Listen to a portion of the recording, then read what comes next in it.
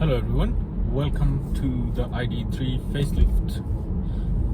Today I'm going to talk about what's new in this facelift. So let's talk about the interior first. It's improved a little bit and you have some new materials here. This is similar to my ID3 because I have the Max trim. Probably in the Max trim it was always like this in the first edition, but yeah, supposedly this is also a bit more squeegee, so the materials are softer and feels more upmarket. You also have this ID3 here in case you forget in which car you are. The infotainment system is the other big change. It's bigger, it's a little bit faster, but it has exactly the same features, same layout, colors. The other big change that's in the newer ID models, I am not so sure if they are in this car. I haven't had the chance to test it. So in the ID7 and ID4, these buttons are backlit now, but I don't know if they did it here. Like I said in the past, people complain, journalists complain about this a lot, but as a user you don't really care about it if you own the car, because you just know where these things are. It's just easy, and there is a divider between these buttons also in my version, so I know where my finger is placed when I try to hit these buttons, even on the move. Now the steering wheel, this is a little bit different. So the buttons are the same. They are these touch sensitive sliding buttons, but these materials are different. So in mine I have leather, and this is vegan leather, I suppose. And to be honest with you, I prefer mine. So this is a little bit plasticky. Mine feels much more upmarket with regards to this steering wheel. They also kept the same gear selector here in this ID3 facelift. They changed it in the other models, but here you still have the same kind of buttons here. Here it's the same. Door pockets are the same, quite practical, just as before. This door opener is supposedly a bit different, but I don't remember how mine is. I think they just changed the shape or the position just a little bit.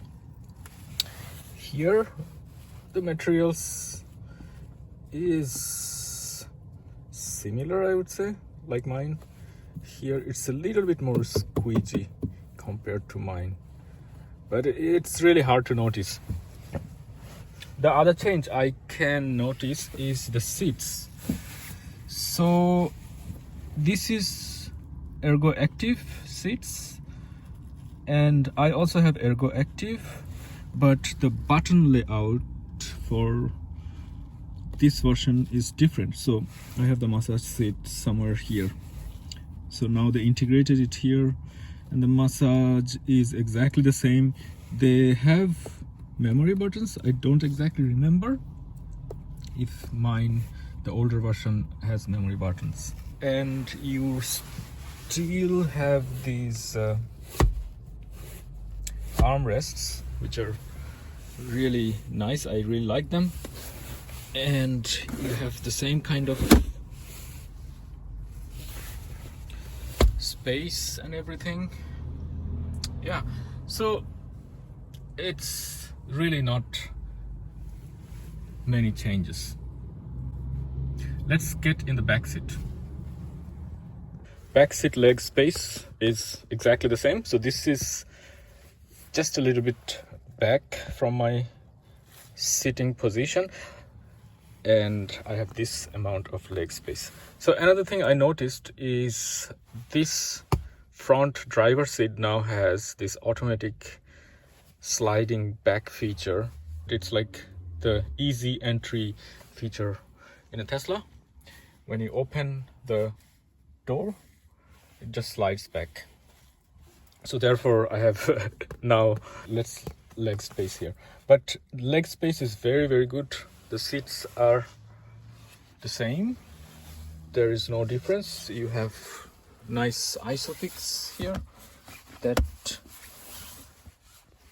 very easy to open, and the covers are also attached so you don't lose them. Yeah, so this particular version is the 77 kWh version, so it is just a 4-seater. So you have this middle armrest here, and you have also this ski pass-through, but there is no middle seat. The back seats also have these pockets, which are quite nice to put stuff. And you also have 2 USB-C here. There is no vent in the back. And head space is quite good. I am 173 centimeters and I'm quite comfortable in the back seats. So I wouldn't mind sitting here for a long trip. Let's have a look at the boot. The opening is the same on the Volkswagen logo, and it is exactly the same. So you have close to 400 liters of space, if I remember correctly, and this is how the space looks like. You have a few places to secure your shopping bags and some lights here. You have a 12-volt here and these metal hooks for securing some loads here. And this has 2 levels. I can show you. So you have some space here. It's like this, yeah, and you can keep your charging cables and stuff like that. And you have more space here actually, yeah, so just to keep your the tire puncture kits and everything, and tow hooks and stuff like that. Yeah, so this is how the boot looks like. The missing thing in all ID cars is the spare wheel option, so you cannot have spare wheels with the ID cars. The charging port is also exactly the same. Well, slightly different, because in the first edition you had that cover for AC, so now the AC cover is not provided anymore. You have nice weather protection here, and you have this flimsy thingy to cover the DC ports, and it's on the right hand side of the car. That means on the passenger side. Okay, now about the battery size and the related updates. This specific version is the 77 kWh version, and it charges at 170 kilowatts peak. And you still have the 58 kWh version, which charges as before, so 125 kilowatts peak. About the drivetrain, it is exactly the same drivetrain as the previous edition of the ID3. They haven't updated it. So in the new ID4 and ID7, they have the newer kind of motors, which are more efficient, but this one has exactly the same. So the exterior updates are a little bit more noticeable. They try to make the car look a little bit more mainstream, I guess. They removed that plastic on the hood, and they raised the hood a little bit, so it looks a little bit more I don't know, more muscular from the front. But they also try to change the front bumper look a little bit, and that supposedly improved the aerodynamics a little bit, slightly. You cannot really notice that when you're driving. You have new cameras in the front. So in this wing mirror, you have one camera. On the right side, you have another new camera, and then there is a front camera. So you get a really nice view when you're using the parking system. And there is also an auto park feature that came with this version. I haven't used that. I don't like these auto parking systems, and I just prefer parking myself. So I've been charging for a bit, and I am charged to 92%. So I gotta get going, and I talk a little bit about the driving dynamics. Before I drive on, let me just show you the parking cameras, the 3D parking camera. Okay, so I have to put the car on reverse. So this is the new 3D system, and as you can see, you have really good view. It's very useful for parking and putting the car in the parking spaces. And you can also select the camera. There is a front camera, which I'm still trying to get used to. I'm not used to looking at the front camera, and you can also look at the side cameras. And by default, you have this back camera. And the other feature that I was talking about is this parking auto park feature. This is the common Volkswagen feature, so it can learn your parking maneuvers, and BMW also has the same thing, so not really using these kind of features. So these are all the things that I noticed. Now let's get going and let's talk about how it feels like driving it. So driving dynamics wise, is there any difference? Yeah, you would be disappointed to know it feels exactly the same. So there is a slight difference when it comes to this specific car, but that's not because of any updates or anything.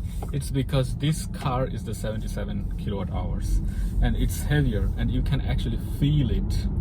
It feels like if you drive the 58 kilowatt version with 3 people on.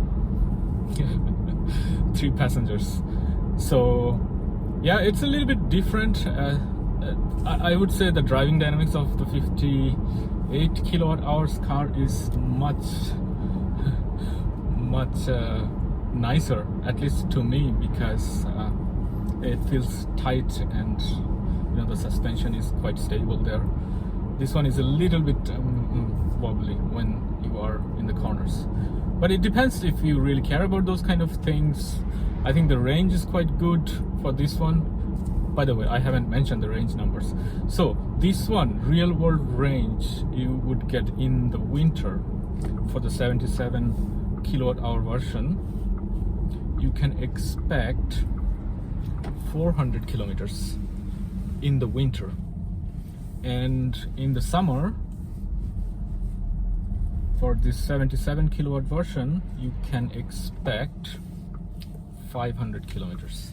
For the other version, the 58 kilowatt hour version, it's exactly the same as the previous version. So in the summer, that one would get 350 kilometers, 360 kilometers, and in the winter 280 to 300 kilometers.